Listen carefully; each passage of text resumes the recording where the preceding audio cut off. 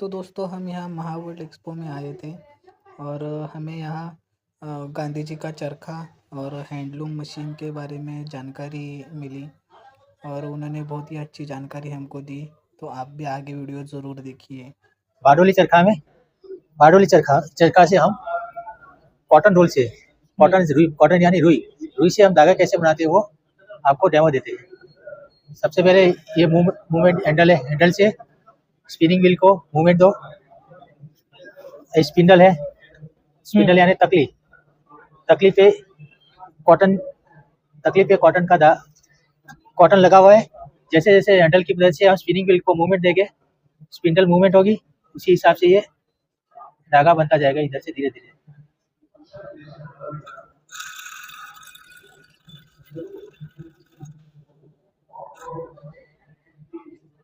इसमें अनइवन सा धागा बनेगा, इवन धागा बनेगा।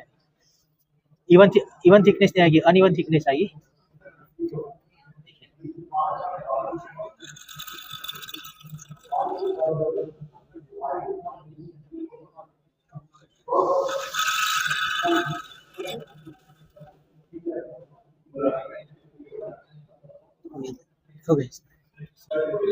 ये फाइबर है, फाइबर को हम केमिकल से रिएक्शन दे करके उसको हाईली कंप्रेस करेंगे, एक थिक शीट बन जाती है। इसका एग्जांपल है वुलन कॉट। ये नीचे वाली जो दरी है, कारपेट है, वो भी उसका ही एग्जांपल है पेल्टिंग का, जिस प्रोसेस को हम पेल्टिंग करते हैं।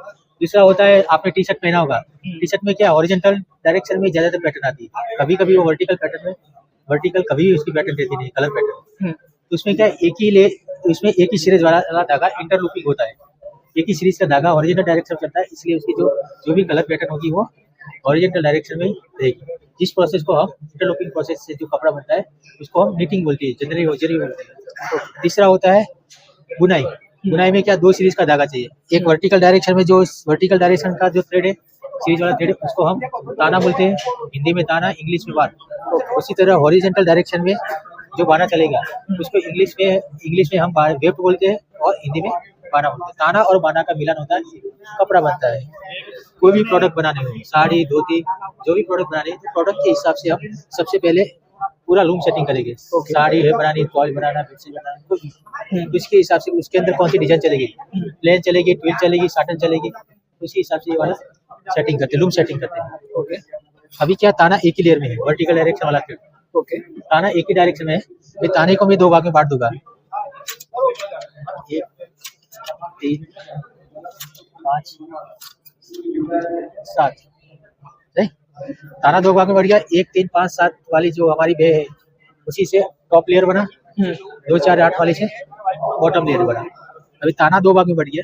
ताना दो भाग में बढ़ने से एक टनल बन गई। ये टनल को टेक्निकल भाषा में शेड बोलते हैं। शेड इसी प्रक्रिया को, शेड बनाने की प्रक्रिया को शेडिंग बोलते हैं। ओके। इसके बाद शेड में से बाने का एक धागा, वेब का एक धागा इस शटल के माध्यम से एक किनार से दूसरे किनार पास करूंगा। इस प्रोसेस को हम पिकिंग बोलते हैं। बाने के एक धागे को पिक बोलते हैं। बाने के एक धागे को शेड के अंदर दाखिल करने के, इंसर्ट करने की प्रक्रिया को पिकिंग बोलते हैं। जो हमने लास्ट पिक इंसर्ट किया है, कपड़ा और धागे की जो बाउंड्री लाइन है, उसको टेक्निकल परिभाषा में टेल ऑफ द क्लॉथ बोलते हैं। तो टेल ऑफ द, जो लास्ट पिक हमने दाखिल किया, बाने का एक धागा हमने दाखिल किया, उसको धागा और कपड़े की boundary line, tail of the cloth को क्लॉथ के कांटेक्ट में लाकर इस मीटर की मदद से हम बीट कर देंगे। ओके। पहले अब दूसरा पिक इंसर्ट करेंगे। इसमें 2 4 6 8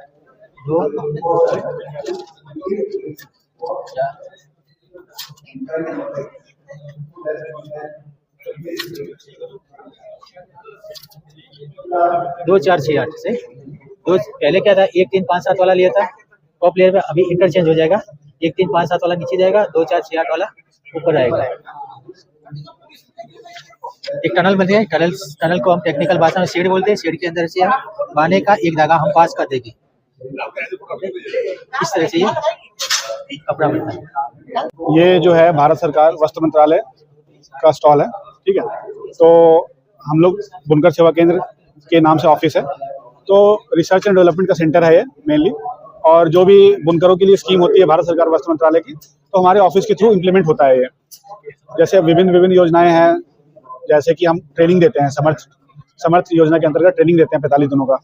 उसके बाद उनका प्लेसमेंट के लिए भी हम कंपनीज में अप्रोच करते हैं, और ट्रेनिंग लेने के बाद जो भी लोग ट्रेनिंग ले लेते हैं उनको लूम भी हम गवर्नमेंट रेट्स में देते हैं सब्सिडी में। जैसे 90% गवर्नमेंट ऑफ इंडिया देती है, 10% बेनिफिशियरी देता है। उसके बाद उनको अपना काम चलाने के लिए जैसे रॉ मटेरियल वगैरह चाहिए तो नेशनल हैंडलूम डेवलपमेंट कॉर्पोरेशन, जिनका ये स्टॉल है, वो लोग भी सब्सिडी के रेट में देते हैं। और उनको अगर लोन चाहिए भारत सरकार से तो मुद्रा योजना के अंतर्गत उनको लोन दिया जाता है। और बुनकरों के बच्चों को पढ़ने के लिए स्कॉलरशिप स्कीम का लाभ देते हैं। कोई भी बच्चा बुनकर का है तो 1 साल का 2 लाख रुपए तक ट्यूशन फीस देते हैं। कोई भी टेक्सटाइल का कोर्स कर रहा है किसी सरकारी कॉलेज में तो 2 लाख रुपए तक फीस रिइंबर्स होती है। और जो भी नेशनल अवार्ड के लिए भी हम प्रोजेक्ट करते हैं, जैसे जो भी बुनकर हैं नेशनल अवार्ड के लिए अच्छे कुछ सैंपल बनाए तो नेशनल अवार्ड के लिए रिकमेंड करते हैं, और नेशनल अवार्ड मिलता है तो उनको पेंशन भी देते हैं। 60 साल के बाद उनको पेंशन की स्कीम का फायदा मिलता है। तो ऑफिस की तरफ से ये सारी स्कीम्स हैं। Thank you.